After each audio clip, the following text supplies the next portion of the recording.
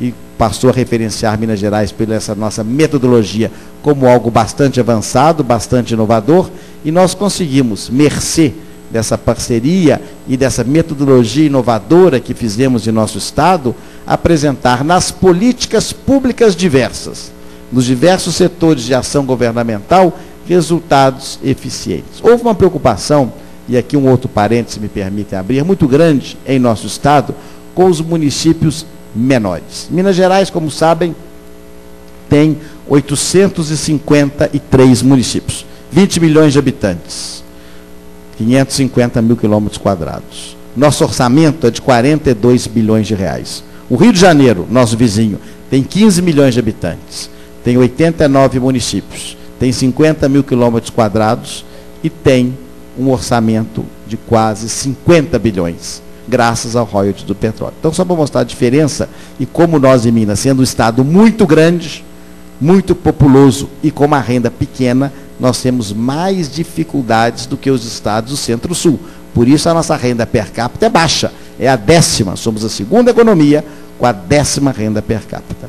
Ora, então nós deveríamos tentar nos valer do que é vantajoso em Minas. E o que é vantajoso em Minas? A nossa capital, Belo Horizonte, não representa 20% da população do estado, o que é bom.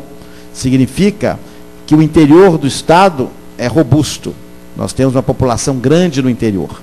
Devemos, então, prestigiar as políticas do interior para permitir que as pessoas que lá estão, desde que tenham qualidade de vida, lá possam permanecer, para favorecer a segurança, para favorecer o seu modo de vida, a sua qualidade.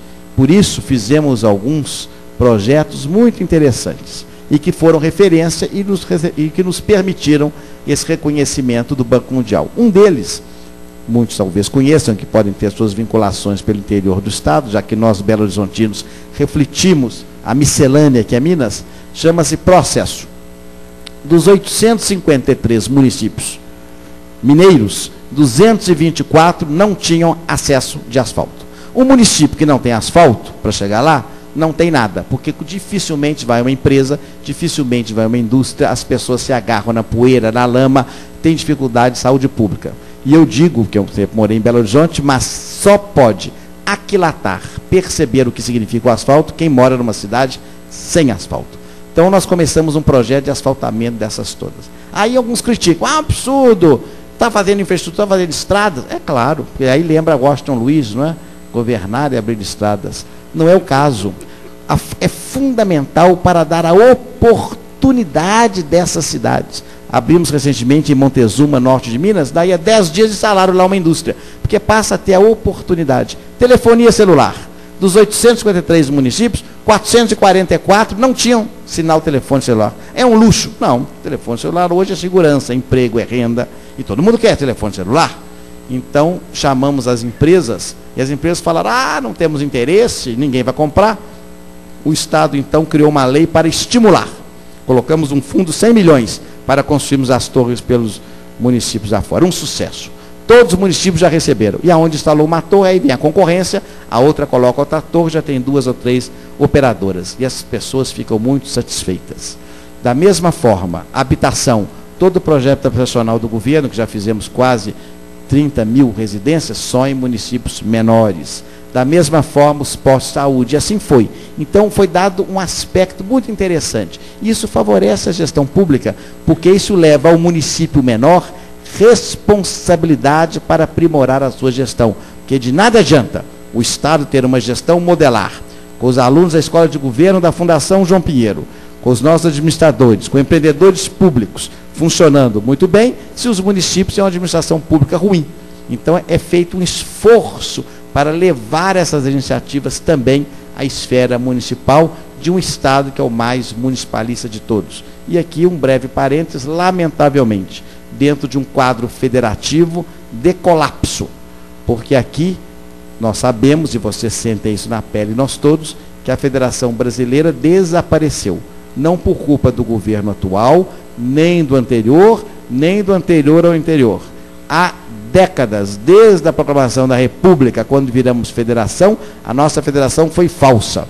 Então, hoje, a concentração de poder, de recursos na esfera federal é tão alta que estados e municípios sempre ficam à míngua e não conseguem implementar bem as suas políticas públicas. Mas isso só se resolverá no futuro quando percebemos que um país das nossas dimensões necessariamente tem de ser um país descentralizado e federativo, que na prática nós não somos hoje. O Brasil é o único país do mundo que tem, por exemplo, a figura de estradas federais, que é claro que pode ser Jesus Cristo, ministro dos transportes, que não vai conseguir tomar conta das estradas pelo Brasil afora.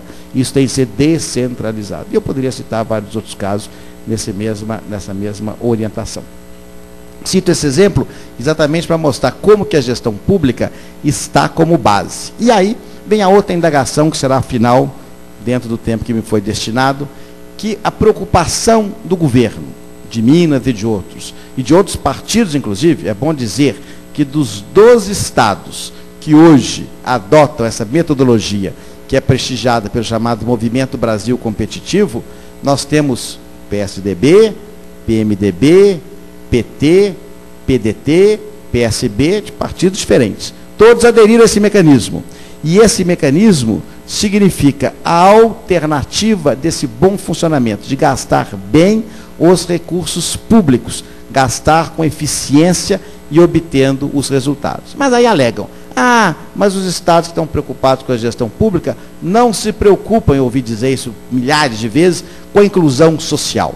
Ora, só pode haver inclusão social plena, verdadeira, real, com políticas de educação, de saúde, de assistência social, de segurança pública, de infraestrutura, todas elas que juntas formam esse amálgama, esse arco, esse sustentáculo das boas políticas públicas, se debaixo delas nós tivermos a boa gestão.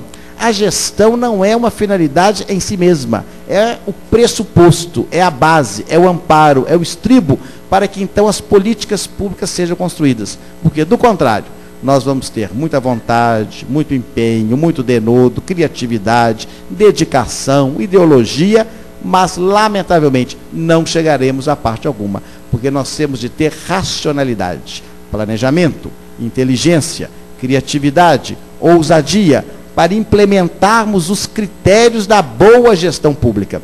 Esse é o grande objetivo, portanto. Quando vir essa discussão, digam, é uma discussão falsa, são duas etapas. Todos nós temos de trabalhar no país para melhorar essa gestão, para termos uma gestão eficiente, vocacionada, obcecada por resultados, em todas as áreas governamentais, e separando o que é governo do que é administração pública, para que a administração pública possa, tecnicamente, com uma coluna vertebral, como se fosse o esqueleto do corpo humano, suportar a vontade do cérebro, porque o cérebro é o governo, e esse é ideológico, político, eleito, mas o esqueleto não, o esqueleto tem de andar, conforme o cérebro manda, senão ele vai cair, porque ele não vai ter condições de obedecer às ordens do cérebro, se ele for tíbio, fraco, timorato, covarde, amador, pouco desenvolvido. Então, por isso mesmo, criou-se essa grande batalha, essa grande bandeira nacional. E eu fico, concluindo, muito feliz de observar que hoje no Brasil, em todos os eventos de grandes empresários, da mídia, das universidades, dos sindicatos patronais e de trabalhadores, nós temos lá painéis dedicados ao tema da gestão pública, coisa que não havia no passado. Ninguém nem falava em gestão pública. Hoje todos passaram a se preocupar. Por quê? Porque passamos a perceber o valor e politicamente tornou-se relevante, que líderes políticos passaram a perceber na gestão pública um valor político relevante, que o que importa é o Estado eficiente, é o Estado que funcione bem, que terá o tamanho necessário para o seu bom funcionamento, para alcançar os seus resultados e alcançar de modo claro aquelas metas e indicadores que nós deveríamos estabelecer e alcançar para a satisfação do interesse público. Portanto, a Agenda Nacional acolheu o tema da gestão pública. E só isso já nos satisfaz muito. Eu acho que é um grande passo em prol do desenvolvimento de nosso país. Em linhas gerais, meus caros, de maneira assim a voo de pássaro, bem panorâmico, são esses os aspectos que eu gostaria de deixar aqui para a reflexão e o debate de vocês. Essa preocupação que é importante, que nós devemos profissionalizar a nossa administração pública. É um processo, não se resolve em 4, 8, 12, 20 anos, não. É um processo talvez de 40 ou 50 anos, Mas tem de começar um dia, porque do contrário nós ficaremos amadores o resto da eternidade. E eu tenho a impressão